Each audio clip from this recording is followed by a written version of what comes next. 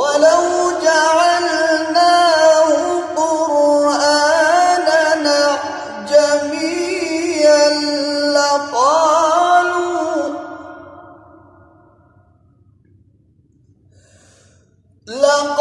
لقالوا لولا فصلت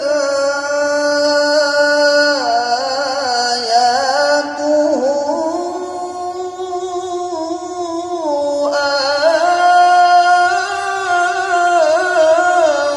أعجمي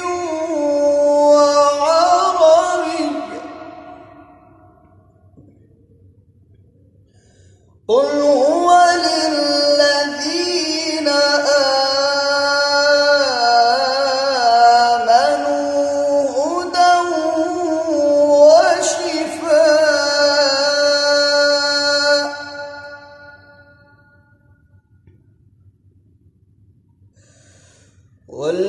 والذين لا يؤمنون في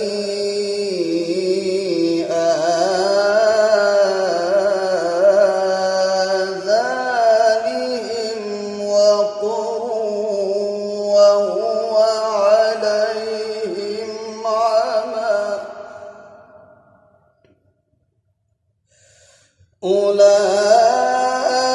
أولئك ينادون من مكان بعيد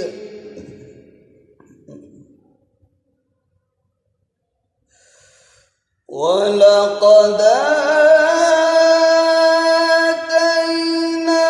موسى الكتاب فاختلف فيه ولولا كلمة سبقت من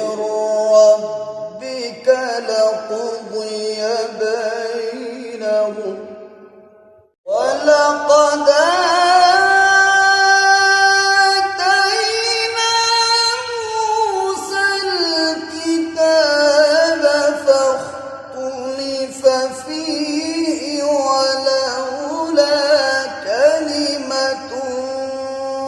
سبقت من ربك لقضي بينهم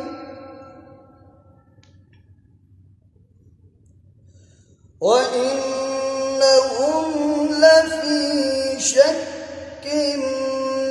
منه مريب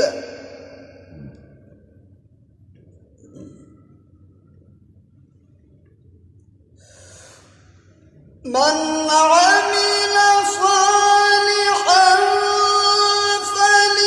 فلنفسه ومن أساء فعليها وما ربك بظلام